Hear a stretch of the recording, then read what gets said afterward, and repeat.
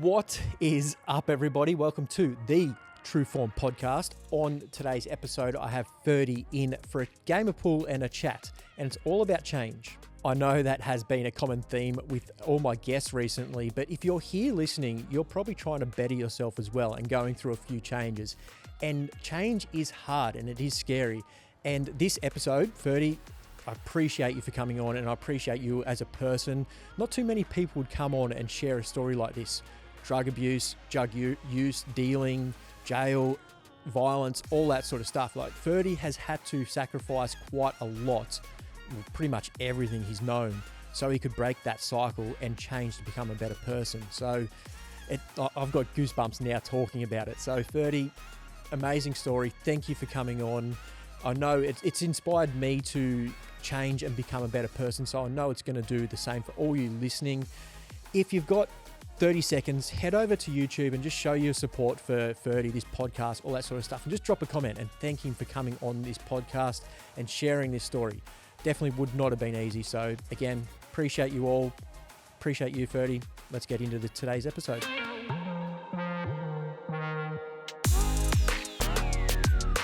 Ferdi, thanks for coming on. No worries, mate. You're welcome. Excited to have you here. Before we do get into it, I just want to say how much I appreciate the preparation and everything you did coming into this episode. It's always nice to know that the guest has taken it serious and wants to have a good chat and keep everybody informed. Absolutely. Absolutely grateful, mate. Absolutely grateful. Bunch of places I wanted to start with you and where we should go and what we should talk about, Okay. and I'm sure we're going to cover it all. Yep.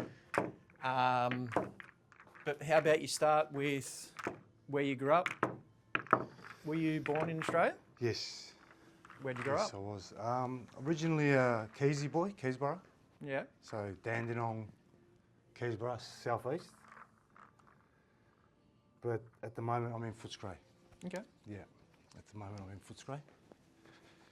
That's where I've been housed, being on this program, Yep. recovery program that I'm on, Grab it. which is called the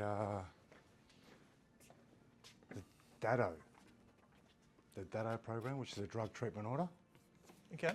for people to basically on a decision to, how would you put it, to live a new life, fresh start for someone that's, been in prison, done a lot of jail, looking for something different in life, which is very difficult without support. So this program offers, I believe, the best support. I mean, I've come a long way considering the efforts that I've put in by myself. It's impossible. It's impossible to try and recover yourself from those toxic.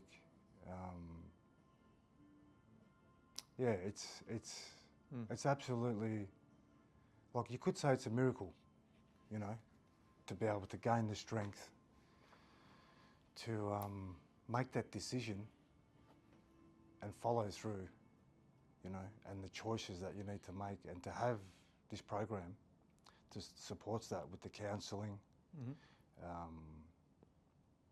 They do a lot of therapy work, they cover a lot of areas like housing, drug and alcohol counsellors. Yep. And how can I say, it's absolutely humbling, it's absolutely humbling to come to a stage now where I'm at, to look for new people in my life that are normal in society and don't have any ties to any, drug affiliated, people, just that lifestyle, to be able to find people that are open and accepting to that, like yourself, is a key turning point in someone's recovery that's on a drug treatment order, Yeah. It's not just the order, it's just, the path that I'm on. You need to, do a full 360, you have to cut every single person out of your life that you used to know, because it's just not healthy, you know. Man, I got goosebumps already. And I've been talking about that with a lot of guests about trying to change. Yeah. And the hardest part is the environment you're in. 100%, yeah. So to do what you're doing, it's Yeah. fucking pretty hard. Yeah. And I think a lot of people will appreciate how hard it would be to be doing that. Yeah. Yeah, for sure. Well, it's a choice, you know. It's a choice that I've made, you know. And now that being from a background of like sports, like at a young age, I used to do taekwondo. Oh yeah. Yeah. And I've done it at a competitive level. So I've been up there, Victorian champion, you know. I had my own club when I was 17, when I got my black belt. My instructor gave me, he had clubs situated all over Melbourne, taekwondo clubs, and it was too hard for him to keep up. So the one that he'd done in Keysborough, he gave to me, you know. There was 50 students at that club, and it was 5 days a week. That was at the age of 17? At the age of 17, yeah. Yeah, okay. Yeah, so I got my black belt at the age of 17. I competed. Won the Victorian Championship. I competed in the Australian Championship. I won that twice. What year was this? South Pacific, 97. Okay. In 97. Got selected to train at the Melbourne University for the 2000 Olympics. Yeah, so I was in the ranks to compete, and then life took a big turn in 2001. Being young at that age and being popular in the area, it's like that energy brings in troublemakers. Yeah, okay. And of course, again, it's a choice that I made, you know. It's a path that I chose, you know. I can't blame anybody else, or you can't blame the environment. You have to take accountability for your actions. It's full stop, you know. Once I took a big turn, once I said, and I isolated myself from the crowd, and I took a look at myself and said, what are you doing wrong? You know, what are you doing wrong at this stage? Everybody else has been blamed for everything that I've done, but it's not their fault. You have to take accountability for your own actions and your own choices, you know? It's not like somebody put a gun to my head and said, come, we're gonna go from this school to that school and get in a gang and start fighting on the streets and making trouble, you know? So in 99, I believe it was, I went to another school. There was some black belt that used to do taekwondo at that school. And apparently he called me out from my school. He said, he's nothing, you know, I'll take him on, I'll fight him. So I went to the school, got into an altercation with this guy, ended up in court. His parents took me to court, and the judge took my license, my instructor's license. Which, mind you, back then in 97 when I got it, my parents paid 800 American US dollars for my instructor to fly over to Korea, to the temple there, and put forward to the committee all my gradings and the videos for me to go to the next level. Yeah. All that, despite all that, he came back with my license. I got my instructor's license, and it got to my head. Yeah. Got to my head. I thought I was unbreakable, untouchable, and then I just started fighting on the streets and Have a break. causing trouble. So why'd you get into Taekwondo to start with? To be honest, my mum. Okay. Yeah, my mum. My mum was so evident. She pushed me through like hail, rain or storm. She would get me dressed and take me to Taekwondo. Just for that, you know, you have to give the lady some And what age did you start doing it? credit. 6. Yeah, okay. At Wow. 6, yeah. Yeah. At 6. Yeah, nice.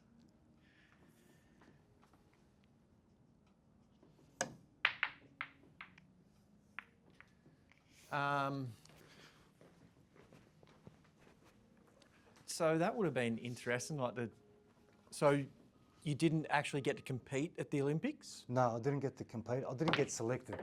Oh, okay. I didn't get selected. So I went. It was actually I found it so hard once I got to that level. Like being Australian champion, being Victorian champion was something different. And then once you got to the Olympics, like other fighters came out of the works that were in Melbourne that I never knew of.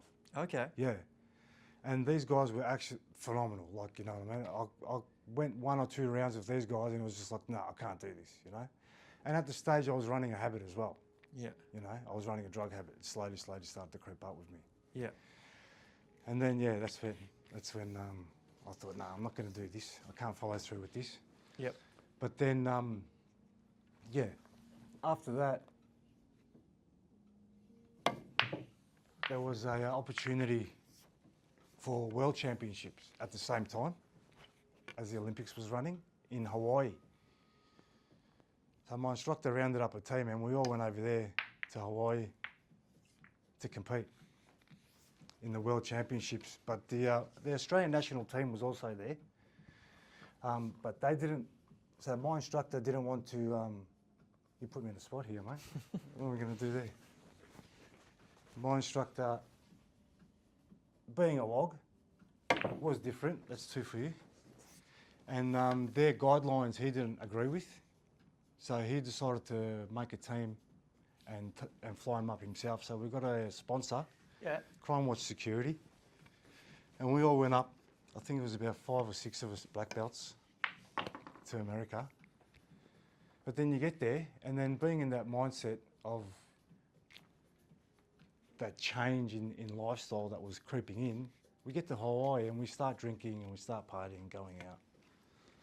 Not paying attention to the training schedule. So I competed and I lost. I came third there. Yeah. I beat Philippines, Mexico, and then I lost against Korea. He was too good.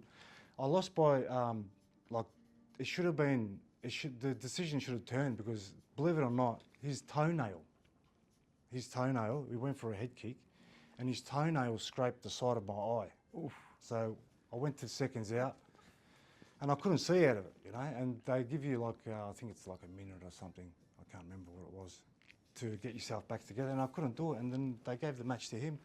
And then later on, thanks to, did you have two? Oh, no. Oh, yeah, sorry, I did, yeah. The Australian national team, there was a lady there that sort of tried to petition and stuff like that, but it didn't work, so I ended up spitting a dummy, going back to the hotel. Yeah. And then from there on, that was it. My career stopped there. Yeah, okay. With that, yeah. Yeah. It was finished for me after that. So you're talking about this lifestyle that's creeping in. Yeah, yeah. Tell me more. Oh. It's great at the time, you know, it's fantastic. You know, you got a whole bunch of mates, whole bunch of friends that in time you learn that were only looking for, interested in the hand, you know, the hand that feeds them. Not in the actual individual itself, in the person, in the heart, you know. It's not a friendship based around, you know, I'll die for you, I'll take a bullet for you, you know. Yeah. It's easy said, but then you find out very quickly when things take a big turn that, you know, you turn around and there's nobody there. You know, so I dedicated most of my life to people that meant absolutely nothing to me, and I would go above and beyond for everybody else. Yeah, right. You know, which is, the self-care's not there, the self-love's not there, you know, it's, I don't know what you'd call that. It's just a decision and a choice that should have been done differently, you know? And it's out of control because you're under an influence and you're intoxicated and you're just out of control, you know? It's absolutely out of control. You got no sense in the ability to see the truth. You know, you're numb in a way. And, you know, it's been, since then, up until now, for the last 12 months when I've decided to take my life for a turn. And this last 12 months of my life has been absolutely amazing off drugs. You know, I've had a lapse in the last 12 months. I lapsed twice. So it was individual times that I'd lapsed. And even those lapses need to happen with recovery. You know, it's absolutely okay for that to happen. You need to understand that, you know. And it takes a certain individual and strength to be able to come out of that and start again, you know, on the recovery path to get yourself mentally ready for that. You know, it's okay to stay down for an hour, 2 hours, a day or two, you know. But then after that, you have to pick up the strength you know, and keep going. And where I found the strength with that is fitness. Yeah. The fitness at the gym. That's what made my best friend was the gym. Believe it or not. Yeah. Yeah. Good friend to have. Yeah, absolutely. Absolutely. So you've been on this program for 12 months. Yeah. What were you doing prior? Prior to I was just on the streets, couch surfing, dealing drugs, trying to maintain a habit, you know. When it comes to crime, it was funny with me. I was a funny one. I couldn't steal. Okay. I could intentionally hurt somebody to take their drugs off them. Like, that's just the way the game goes. But to steal and to you know, rob women and rob houses to maintain a habit, it just never fit with me. You know, I'll just sit it out, you know, and wait for my check to come in or something. You know, yeah, because there's some cool ways that people use to maintain a habit. You know. Yeah. It's definitely a world that I got no idea about. Yeah, yeah, yeah.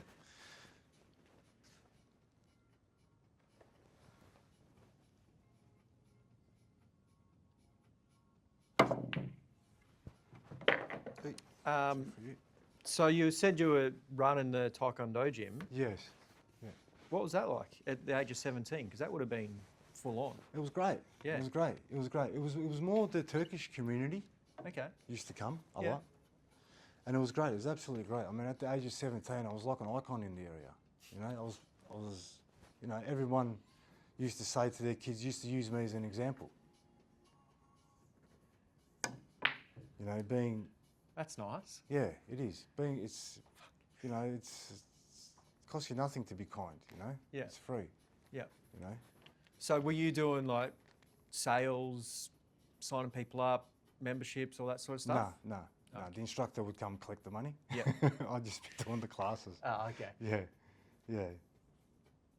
So it was pretty much for me, it was free gradings, free uniforms, free pads, all that kind of stuff. Yeah. You know.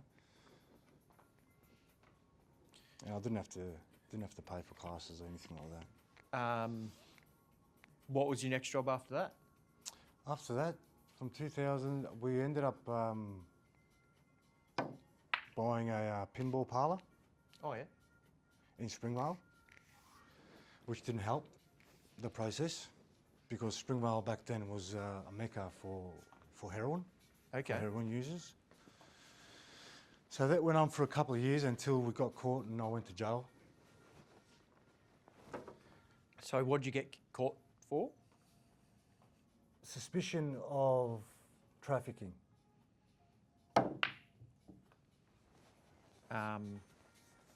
What does that mean? So suspicion of trafficking. So they basically had a lot of video evidence and a lot of footage with me dealing on the street. And what happens is if you plead guilty and you make a deal with them, then they lessen the charges instead of trafficking. And being young, and it was my first charges, it was my first time that I was going to go to jail. The judge gets lenient and the system sort of, it's not so hard on you. Yeah. Yeah. What age was that? I was 17. Shit. Yeah, and the judge took one look at me and said, "No, you're going straight to adult jail. You're not going to the youth." I said, "All right, it is what it is." So I've done a quick 12 months at that age, quick one. Far out. That. Yeah. What was that like? Well, having the pinny joint and being from the area, everybody knew you in the system. So, you know, you walk in and everything's just given to you. Yeah, right. You know, on a silver platter because everybody knows you. Yeah. You know, it's not a cool thing, man. It's not a cool thing. You know, jail is absolutely something that I am not proud of in my life.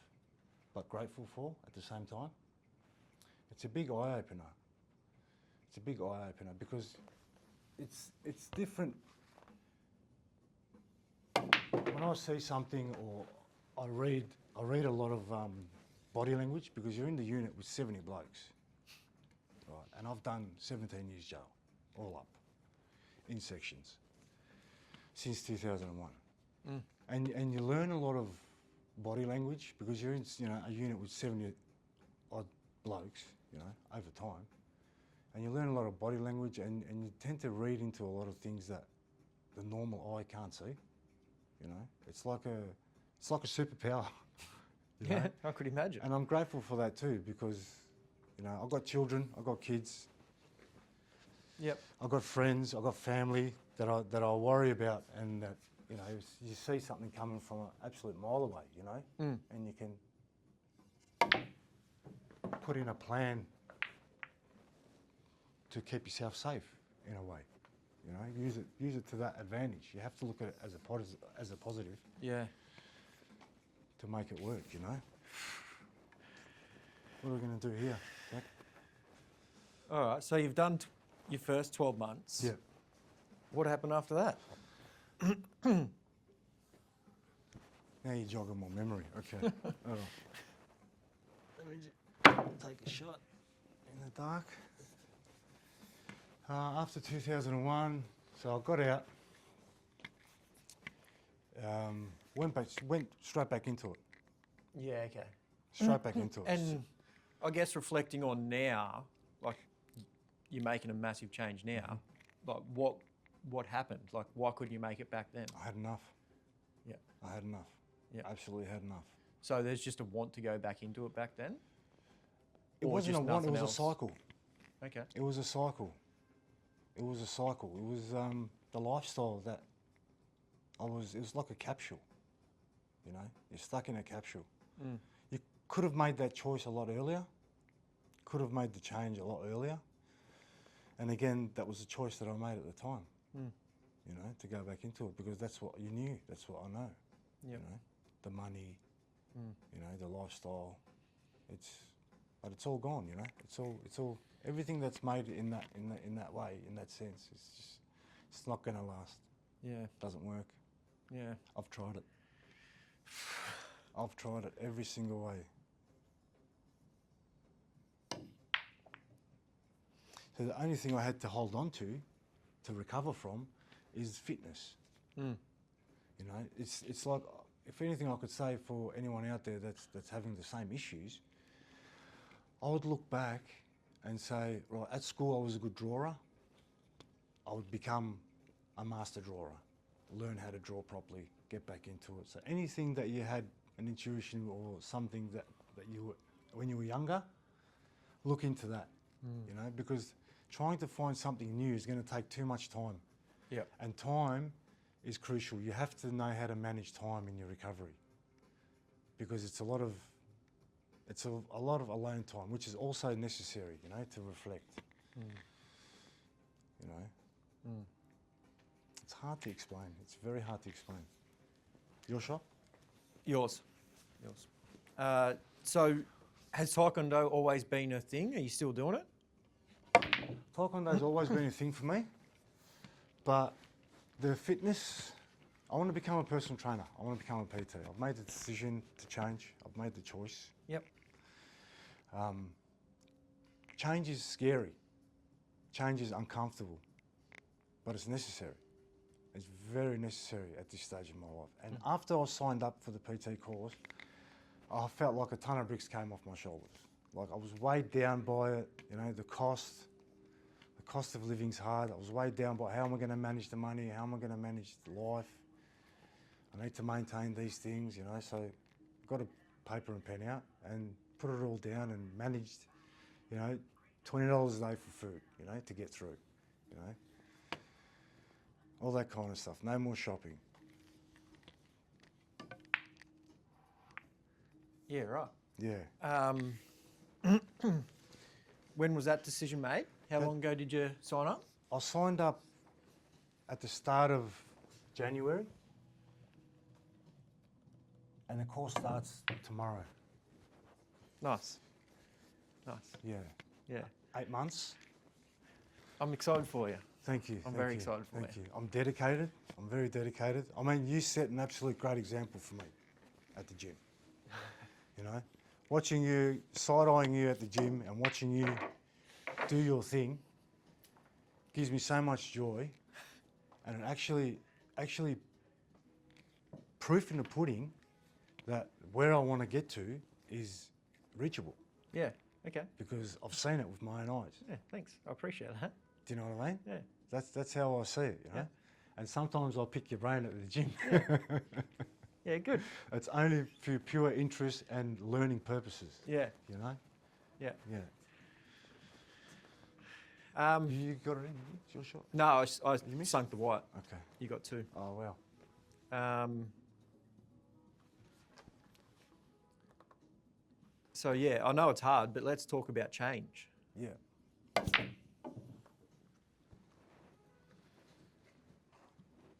Like, I guess, looking at what you know now, how old are you now?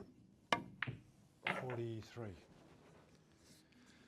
So maybe don't go back to 23, but say 33-ish, 30-ish. Yep. What could you have, advice could have you given your 30-year-old self now to start changing in a better way? Okay. Okay. Did you take 2? I got one more. Yeah. It's rough. It's absolutely rough. You go through such a soul-breaking journey. It's absolutely, looking at the black ball, there's some dark moments through, it's not the detox side of drugs, but make the choice, man.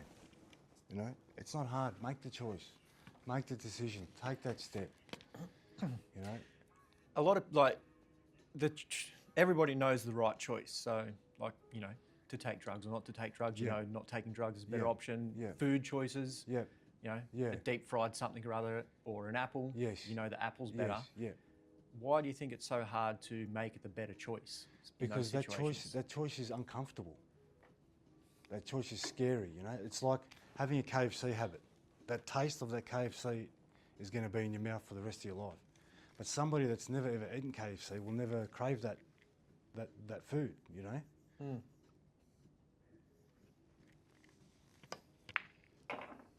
Making that choice and taking that step is big in itself, you know? And you need to understand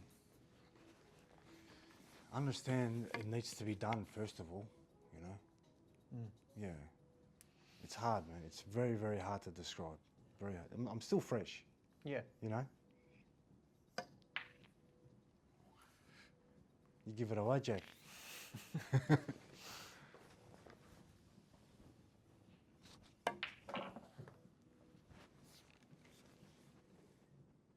Nearly. So, in those times, what have you done to remind yourself you're making the right choice? How I started was I got I'll pieces rack of them up again. Yep. I got pieces of paper and wrote it Yeah. all over the walls of where I was staying. I put my name and I put stop, and I literally had to put it posters all over my wall saying stop, stop, think of the kids, think of your mum, think of the future, think of your sisters, stop, what are you doing, think again. All these things on paper and texter. It was that intense, trying to give up. You're doing this in one go, or as those cravings come up? No, I done it in one go, and I set my hotel room up in that way. Yeah, right.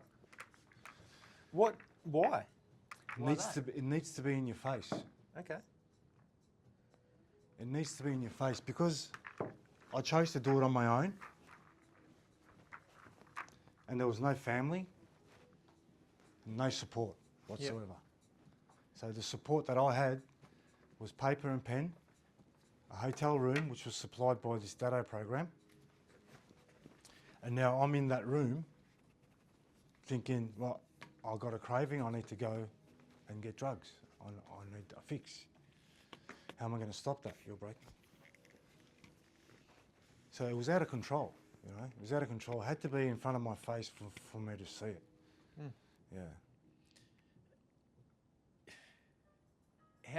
Yeah. That's How do you get your brain around it? You yeah. know? That's I did what I did. What worked for me. You know, what works for me doesn't necessarily work for everybody. But how do you know that works for you? Because I tried it.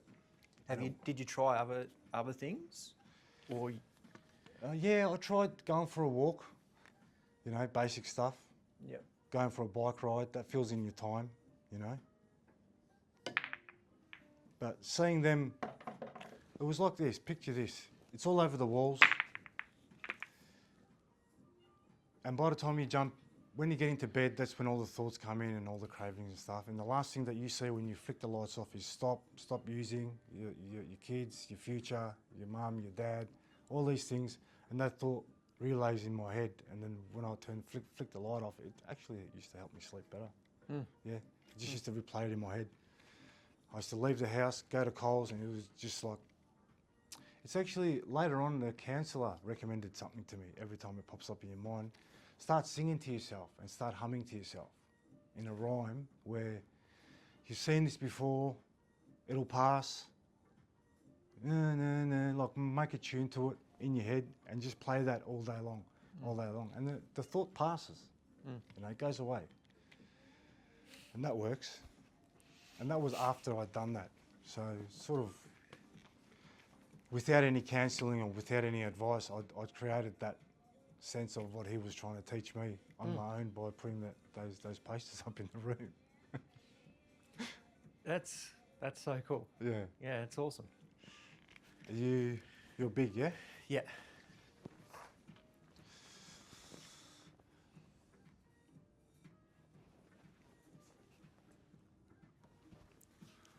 Let's talk about your, like, getting into the gym. Yeah.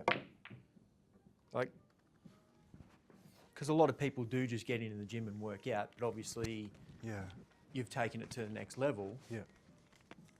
Like, and again, this is probably good for everybody to sort of listen to, but like, when you first enter the gym, like, what was your approach? Like, what are you learning about?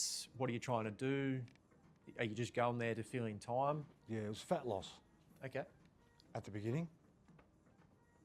I was a bit overweight because the jail food's a little bit sodium rich Okay. in salt. It's crazy. So I got out 126 kilos and I had to do something about my weight. You were 126? Yeah. Shit. Yeah. Okay. Yeah, I got out 126 kilos. So how long were you in there for? To gain that weight was Yeah. 8 months.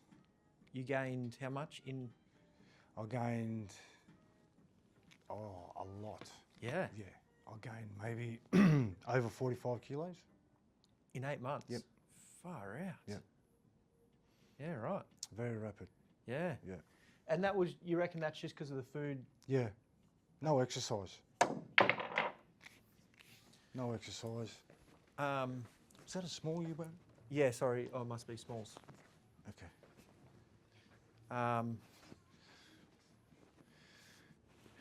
Yeah, right. So what, you're just sitting there eating? Yeah. 8 pretty months? Much, pretty much. Yeah. And like Munchies. what food are you eating? Munchies. It's just rubbish. Like, we talking chocolates? Yeah, chocolates, chips, yeah, noodles, eggs, like maybe 4 packets every night. Dry. Watching a movie. Yeah, okay. Yeah. Coke, sugar. So is that, because again, my image of prison is all I get from the movies. So it's Yeah, like yeah. cafeteria style food. Uh-huh. So it's not that, it's... Cafeteria style food, yeah, but it's full of salt. It's crazy, full of salt.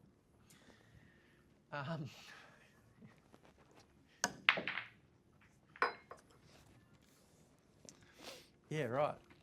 So you got out and how much did you weigh? 126. And what are you at now? Yesterday I weighed myself at the gym, 94. Fuck, good effort. Yeah, Real good. yeah. Real good.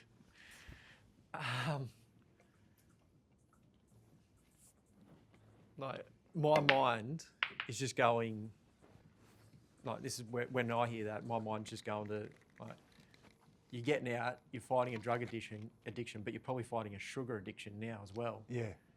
Like, Yeah, that's different. That's just like this small compared to a drug addiction. okay. Like being somebody that's gone through that. Yeah. You know what I mean? But the sugar cravings, they're there. Yeah. You know, but I'm getting to control them now. Yeah. Getting to the stage where I'm trying to control them. All right. So you got into the gym for fat loss. Yeah. What did you start doing? High intensity workouts, so heaps of reps. Yep. Not so much weight. And why did you do that? Because that's just all I knew, Jack. That's what I thought that would work, you know, because I was sweating a lot. Yep. I thought sweating is the way to get rid of the fat out of your body. I say that because it's exactly right. Like, Is it? Yeah. Okay. Yeah, so lightweight, so you're not going to injure yourself. Uh-huh. Lots of reps, so you're getting a lot of movement in. Yep. Like, the thing for fat loss is a lot of movement Yep. in a safe way. Mm-hmm. So, yeah, that's why I was asking. Like, but yeah, that's how you should do it. Yeah. Okay. Well, it worked. Yeah. And then obviously, what evolved from there? Like, you started off at fat loss. Mm-hmm. You've obviously lost it all. Yeah. Like, what's your goals sort of been through the process, and how's your mindset towards training change? How's your training changed in that time? I'm trying to work on a little bit of physique at the moment, you know. So trying to put on muscle. Believe it or not, that whole time trying to lose all that weight. You'd probably know the reason why I didn't put on much muscle at all in the process of just dieting and trying to lose weight. Yeah. So And that's definitely not a bad thing, because like, if you're overweight and you're carrying a lot of extra body fat, that is quite dangerous for your health. yeah, So, like, you got to almost forget about physique and how you look and lose that body fat so you don't die sooner. So, yeah, that makes the process a little bit longer, because now you've got to build the muscle, but you sort of had to do that for your health. yeah. So, yeah. All right. So, what are you doing now for training? Like, At the moment, it's just I'm on the app sometimes. Yep. I wanna engage in that and see how that goes for a bit. Other than that, it's just push pull, legs. Yep. You know, the normal standard procedure. You know, Yep. from what I've been learning online and stuff. But the clean and jerks is something I admire, because it's something new for me, you know. It's exactly what I needed to focus my energy on. Yep. To keep me at that excited level that when you first start coming to the gym, that fire, to keep that fire in me. I found the cleans. Yeah. So, how did you come across clean jerks? Olympic lifting, for those listening. Just videos. Yep. On the internet. And Xavier at the gym. Yep. And I was seeing a couple of younger people at the gym do it as well. Okay. Yeah, and I was just like, wow, I want to try that. You know, I want to see what that's like. I don't think I've seen anybody at the baths do it.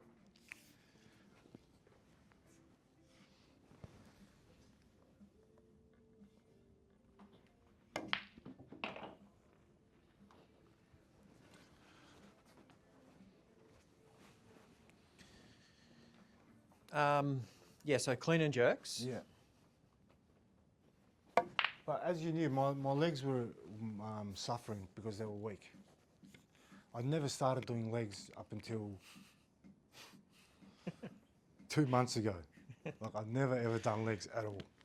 And plus, with the Taekwondo, like, legs was frowned upon. You can't do it. You're not allowed to do it. Yeah, the instructor, he flips it. Really? Yeah, you're not allowed to do any weights at all. Oh, okay. It's not You allowed. don't want size. It's not allowed because it slows you down. I've heard that before with other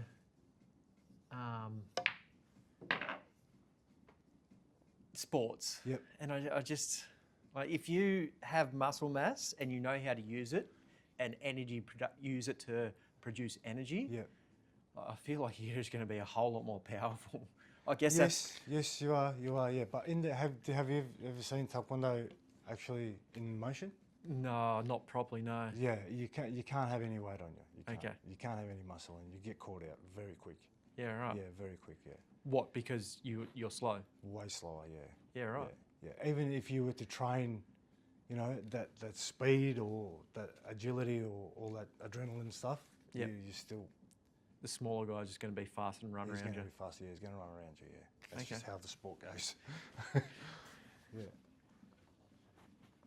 But in like common sense, being big and training that style for the normal lifestyle is great. You know, you're still, yeah. Yeah.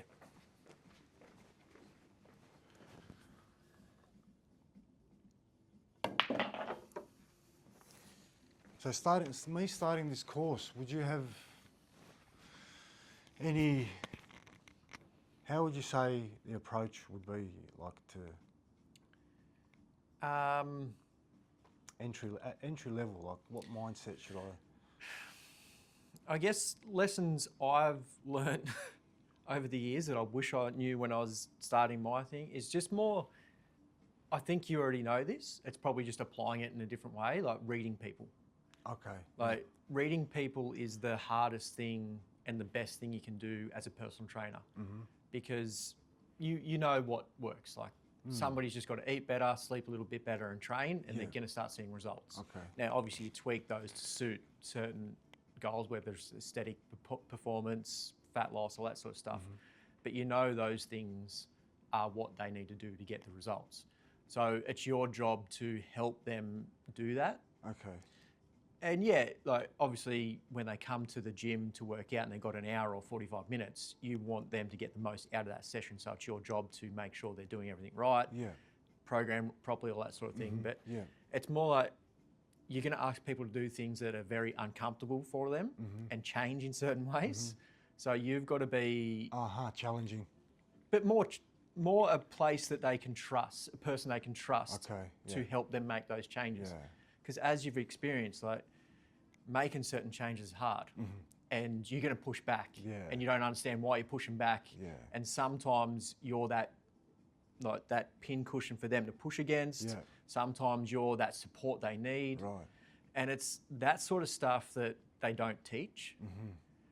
I feel like they'll, again, like PT courses are good and you should do it, you need to do it to be a PT. But they focus a little bit more too much on the actual body instead of the mind. And the mind is a thing that you need to work with as a PT.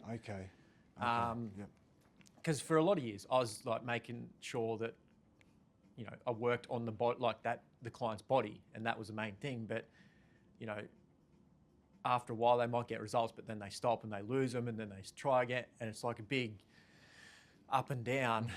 And I realised that it comes down more to, you know, their mind and training their mind in consistency, making the right choices, all that sort of stuff, more than their body.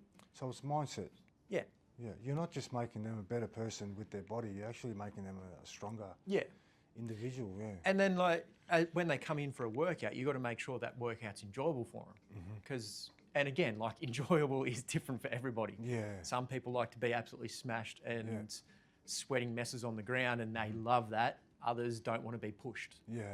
So, but again, like, you know, for the person that likes to be absolutely smashed, you want to give them a workout, but also you want to get results. So being absolutely smashed, sweaty mess on the ground after each session isn't necessarily a good thing. It can be damaging for their results and for their health. So you need to almost still give them that feeling, but without pushing them to that level. Vice versa, the person that doesn't like to be pushed, you need to be able to push them without them realising they're being Turning pushed. off, So it's all these little weird personable intricacies that you need to learn that makes you a better PT. Like knowing the best way or the best exercise to do a bicep curl that gets the best results in that way, or the perfect angle for the bicep and that sort of thing. That's important, but it's not as important as what I was just talking about. Yeah, so balance and connection. Yeah. Yeah. Patience. Patience is a big thing. Yeah. Like, you know it. Like, you'll go, like, you'll get a client and they're super keen to get results and they want to do this and want to do that, and they can definitely do it. And you can see that they can do it, and they're right there. And it's just they're making all these other weird choices that are not getting those results. And you can get frustrated as the PT or the coach that they're not making those choices, but you've just got to take a step back, take a breath and go, Okay. maybe they're not ready to make those choices, and that's okay. Yeah. Because it can be quite frustrating, and because you're like, just stop eating that, or just go for that 30-minute walk. Like, it's not that hard, but for them it could be hard. Yeah. So patience is a big thing. Yeah. I've learnt. Yeah. I remember, like, I owned a gym up in East Gippsland for a while, and they're like, you know, like, I'd have clients come in and I'd get so frustrated, and it'd take so much energy out of me. Yes. So it wears you down as well, yes. because you're putting so much energy out trying to help these people, and like in a good way. But it's just like you're putting energy into places that it's not necessarily useful. Yes, correct. Yeah. So it's like you've got to try and learn for that person, like, where can I put my energy most to make the biggest change? For that person, yeah. Yeah, That's is that great. making sense? That's great. I feel like I just that's said a lot of fantastic. words. No, that is absolutely fantastic. That's what I needed to hear. That's exactly what I needed to hear. But definitely, like, everything they'll teach you in the PT course is important.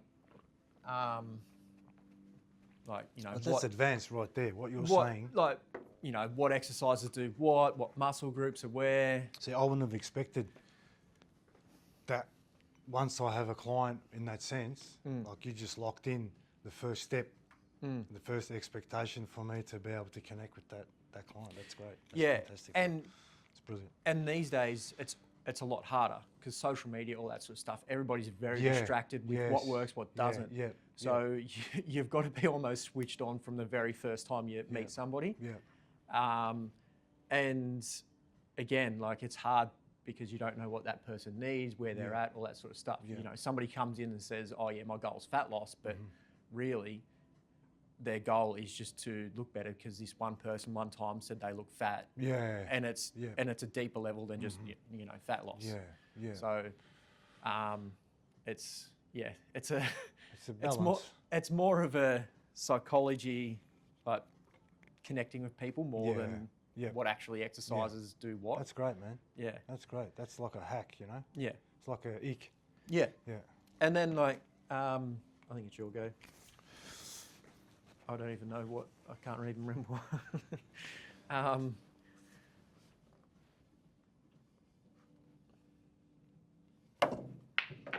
I'd almost say that stuff is more important than exercise and programming to start with. But as you get better and get more clients, that's when you can start dialing in, like, your knowledge of what exercises are best, programming, how many reps, how many sets, all that sort of stuff. Because that just level. That's another level. I feel like that just takes longer to learn because everybody's different. But that pitch right there, that just shows how much you're into it. Yeah.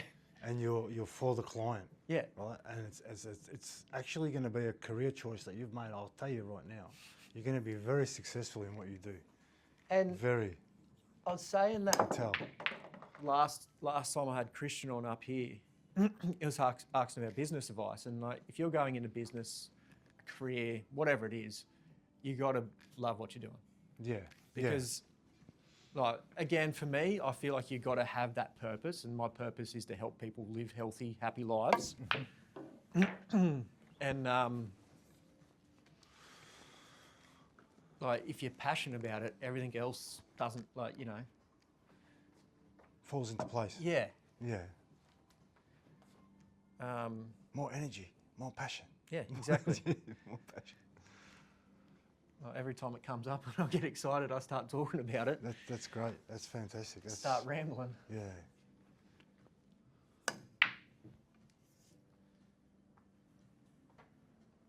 One more.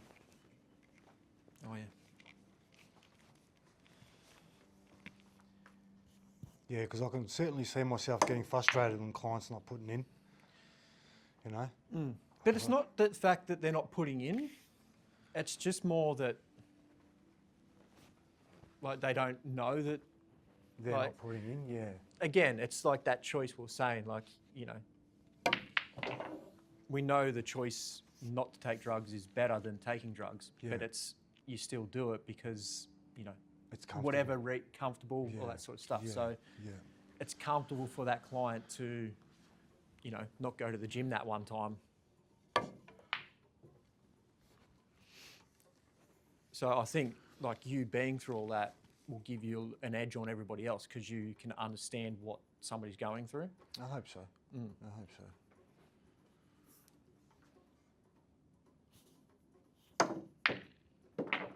Oh, bad luck. One more? Bit stiff. Yeah, go on.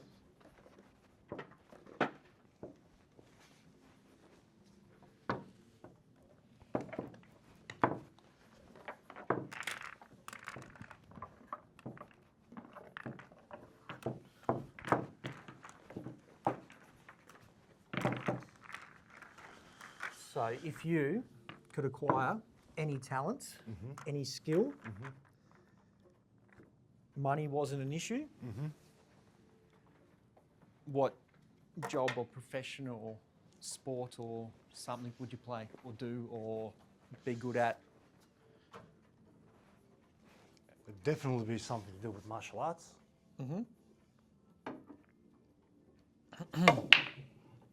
Definitely be something to do with martial arts. Would you compete or coach or? Yeah, yeah, I'd compete. Yeah, yeah. Definitely. What is would the Olympics be the top of the top? Yeah, Like, of course. if you win the Olympics, like, Of it's the Yeah, top tier? of course, yeah, of Okay. course, yeah. They give you a house, you get a car, what else could you want? If you win? Yeah, yeah. Really? Yeah, yeah. I think the 2001 I think it was Lauren Brands who won it. A girl from Melbourne, from Hampton Park. So if you win a gold medal at the Olympics, you get a house, Yep, car? yep. I did not know that. Yep, yeah. What have I been doing with my life? Yeah, right. Yeah. You didn't think one yet, did you? No.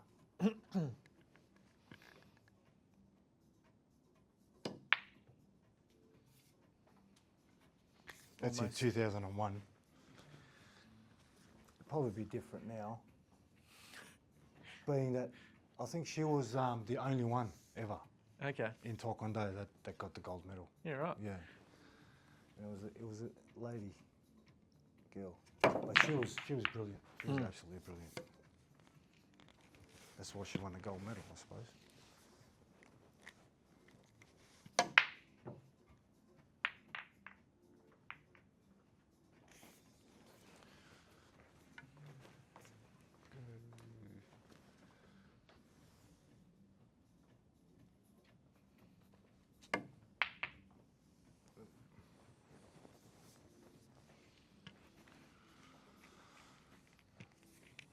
But this career choice I've made now for the personal training, I think I'm going to fight it for as long as I can, and hopefully we get somewhere, Yeah. you know? And the thing is, like, even with people starting health and fitness journeys, all that sort of stuff, you have this goal in your mind of where you want it to end up, but it's okay if it changes along the way. Yeah, yeah. Like, It's the first time ever in my life that I've made a goal. yeah, okay. You know, the choice, I'm 44 years old. It's pretty ridiculous, I know. But it's happened. It's happened a bit late, but it happened. Yeah. You know, the first time I've ever made a choice in the next 8 months, I want to achieve something. Ever since I've been a kid. You know, and it feels great, you know, the freedom to be able to do that, you know, and not feel like you're going to go back to jail and follow that lifestyle and continue that. It's like freeing me from being locked up.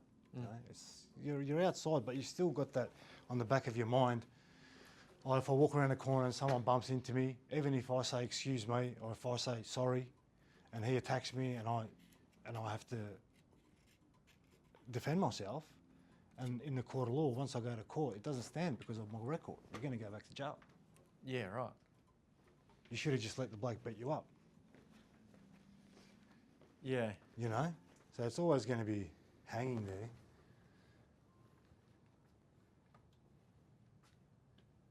That's why this program is so good. Once I graduate, you're allowed to graduate at the end of it and they give you a certificate, this treatment order. Yep. Yeah, and then, you know, that if something like that does occur in the future, and it's not my fault, then you hold up this certificate, and in the court of law, it's sort of got a bit of weight, you know? Mm. So is that available for everybody coming out of prison or just certain people? You get assessed. You get assessed for it if you're suitable. So certain crimes don't qualify for the program. Okay. Yeah, and certain crimes do. And I was lucky enough, the judge, Miss Prapis Chilko, put me on the order. Yep. You know, gave me the opportunity to prove myself. Oh, that was close. That was close.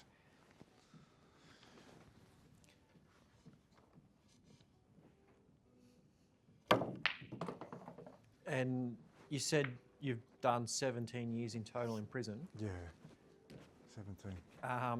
All for the same? Crime? Yeah. No, all separate stuff. Lately, in my older years, it's all been driving, like driving whilst disqualified and driving while suspended. 3 times it's mandatory you go to jail when you get caught. Yeah, right. And I just keep driving and keep driving. But later, in the earlier years, it was a lot of assaults, a lot of fighting in pubs, on the street, and dealing drugs. You know, yeah. Which was, I'm assuming those two are connected. yeah, they come hand in hand. Yeah. They come hand in hand. Shot.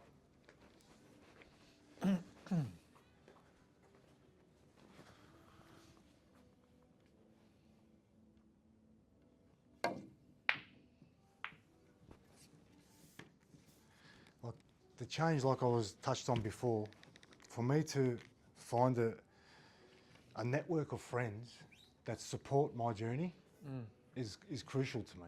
You know, that's why the gym that we go to is great, because you guys were so open to listening and open to hearing my story and giving me a chance. You know, it's humbling and it's welcoming to know that there are people out there that are willing to open that space up for you, that spot. Yeah, and I guess like I always say, Zave's a great coach. Is like a great coach. I learn a lot from him, and I think a great coach and probably a good PT and all that sort of stuff that you can take away from it is like knowing that people change and accepting, like, you know, what they've done in the past doesn't really matter. It's what they're doing now and what you're trying to do that matters more than anything that's happened. Yeah. And because I think a lot, and like, you know, even people within themselves can hold on to their past quite a bit. Yeah, of course. And of course. They, like, you know, yeah, they won't accept others for changing, but they don't accept themselves for changing either. And I feel like that's a big thing, like, you know, learning within yourself that you're allowed to change and change is okay. Yeah.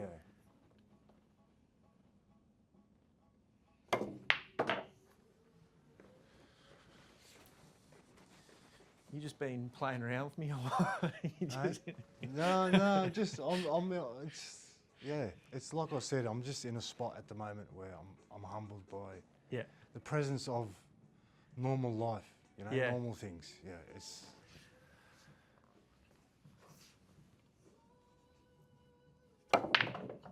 Any advice for other people that have probably lived a similar lifestyle? Because I feel like I'd have a look and see, what have you gotten out of it? Yeah. What have you gotten out of it for today? Up until today, what have you gotten out of it? Have a look at yourself. You know, it's up to the individual themselves, really. You know, Yep. it's very hard. It's very few people that are on the order that are doing well and providing clean urine samples, because we get sampled 3 times a week. Oh shit. Okay. They test you 3 times a week. It gets easier as you go on the order and you get to stage 2 and phase 2 and phase 3. Mm-hmm.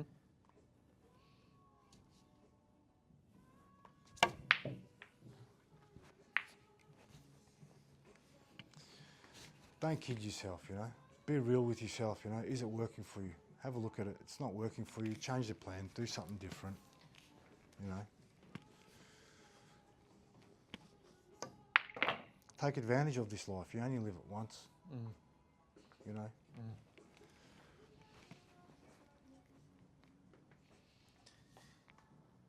Yeah, that's for sure.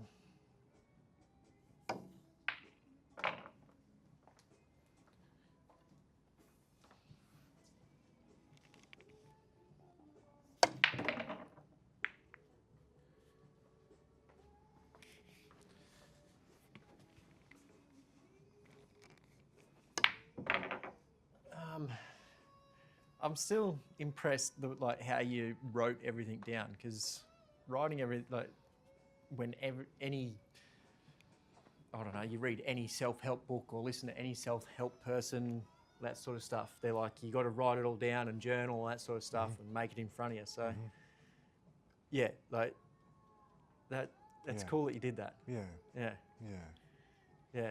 I like it a lot.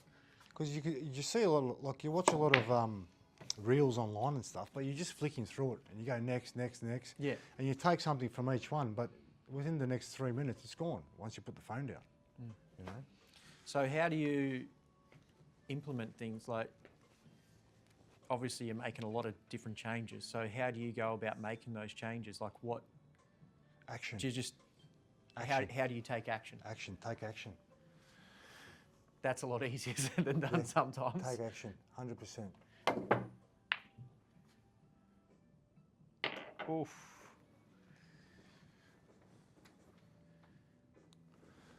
You just got to do it, man. It's just like that Nike sign. Just do it. You know, just do it. Just get it done.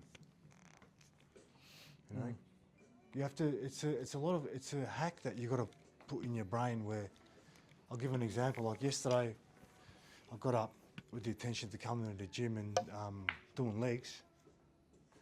I got up, had brekkie, had me coffee. I'm like, I could lay down for a second, you know. So I lay down for a second. I'm like, oh, this is great. Where's the pillow?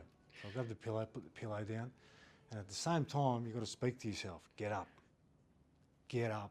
But I've got to be violent with myself internally. You know, I can't be nice to myself. I have to be violent. It's just, my learning is that way.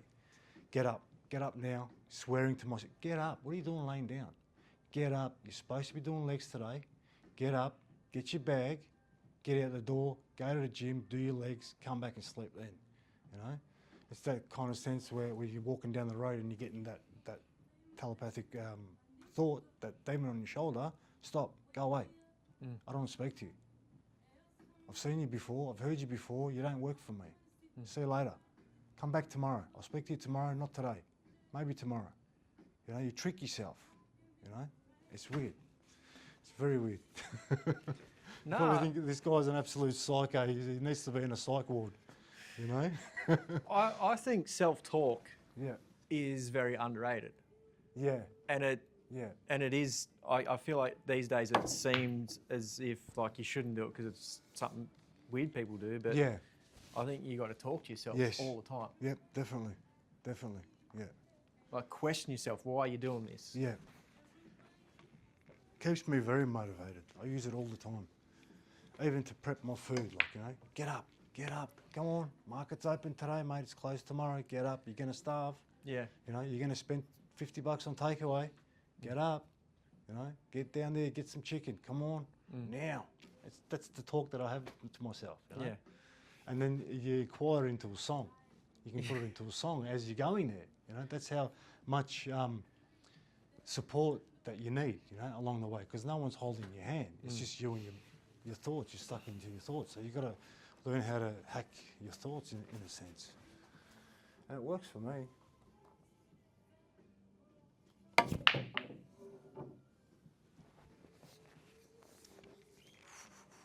It's just like anything, like in the gym, you know, when you're pumping yourself up, getting in there. I'm going to do 25 kilos today. You know, come on, get it done, get it done. You don't leave the gym until you get it done. Nice shot.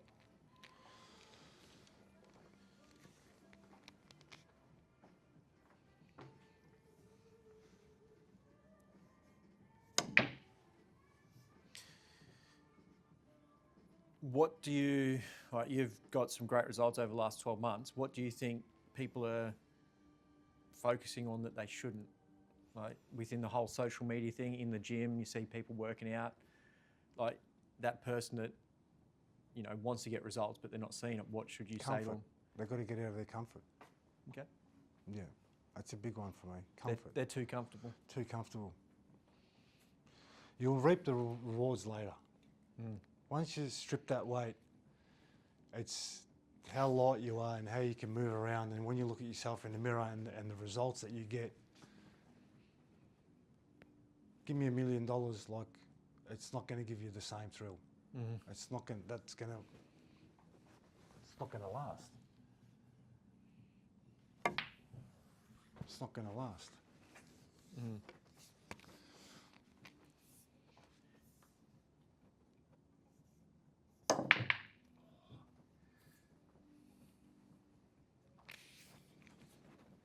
Don't worry about the scales to begin with when you're trying to lose weight. Forget the scales. People concentrate on the scales, 1 kilo, 2 kilos, 3 kilos, 4 kilos, you know. I used to jump on the scales, say, once every 2 months, once every 3 months, and have a look at the results, see where you're going. All I did was, said to myself, 98. I said, I want 98, I want to get back to 98 from 126. And just follow through the whole way. You know, you're going to get there, you're going to make it. You're doing all the right things, you're going to get it. Just depends how much you want it.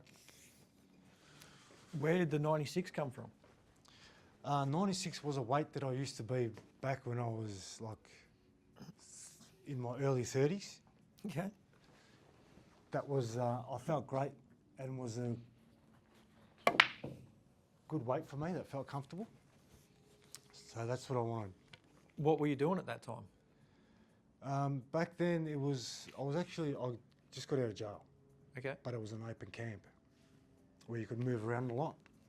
And the gym was a proper gym. You could use all the weights in there. It was great. And I had a good partner that would train with me. Yep. And I got out looking pretty good. And that weight just always stuck in my head because that was the best physique I'd ever been in my whole life. And I exceeded that. I look better than when I used to back then. Yeah, okay. Yeah. When you were 17 competing in Taekwondo, how much were you weighing? I used to fight 68 to 72 kilos. Yeah, shit, okay. Yeah. So why do you think the weight, like at 96, was more desirable than when you were competing in Taekwondo? Yeah, you have to hold that weight because of the competition reasons. Oh, so you were like physically starving yourself? Yeah. Oh, yeah. 6-hour days training. Yeah, okay. One day, I'll give you a story, a quick one. Yeah. My instructor, so we're going to Adelaide, and my instructor puts me in a weight division 4 kilos heavier. And I've trained for the last 3 months for this tournament. And we get there to weigh in, and I'm 4 kilos overweight. Over? So they give you 24 hours Yeah. to come back the next day before the fight to weigh in. Yeah. So I was in the sauna suit, you know, in the sauna, sweating away for 4 hours. I lost the 4 kilos, made the weight, jumped off the scales, jumped off the scales, had a Mars bar, jumped into the ring, I lost. I was dehydrated. I was going to say. Yeah. Wait. Sorry. Yeah, it's like I've worked with a few boxers and that whole weight loss and hydration thing. It's out of whack, isn't it? Oh. Like I'm from a point of health, so Yeah, performance and health are two different things. yeah. And people don't realise that. No. But somebody stepping into a ring looks fucking amazing. Yeah. But they're not necessarily the healthiest person. Yeah. Yeah. It's probably the worst thing to do to your body, wouldn't it be? Yeah. I was thinking that, like, I've been trying to challenge myself at the moment. Like, over the last couple of months, I was thinking about what's a good challenge to do. Yeah. And because I don't mind working out hard or doing something hard that's physically hard. Like, I don't mind. I actually enjoy that.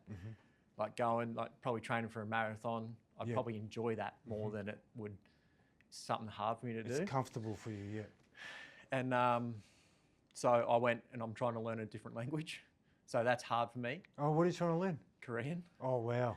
Like learning's very hard for me. Going to a class and sitting there Can concentrating you for count long. 1 to 10?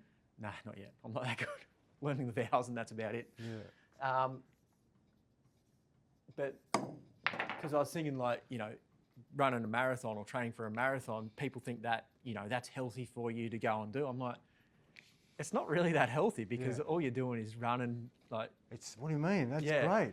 It's very healthy for you to run a marathon. You do that much exercise, that much running. Yeah. Like, it's almost bad for your health because you're doing so much. Yeah. Again, like, it's probably good to do, but it's not healthy in a healthy way. Like, yeah. It's almost better to challenge your mind sometimes rather I'll than teach your you body. Turkish if you want. Hey, I'll teach you Turkish. Turkish. I'm a bad student. I reckon my teacher gets so frustrated with me.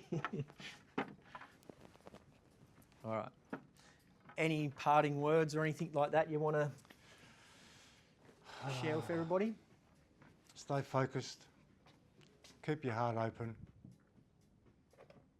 Be safe, That's it, pretty much. Live life and just, support. Yeah. Learn to support each other, Family's very crucial, but also it could be a total stranger. It's absolutely free to be kind and be nice. Yeah, that's probably it. Love At it. this stage. Stay tuned. Well, after 8 months later. I was going to say, get you back on in 8 months. Yeah. And you can teach me and everybody else some Yeah. health and fitness tips. 100%, yeah. Love Ferdi, to. Love thanks to. for coming on. Good work.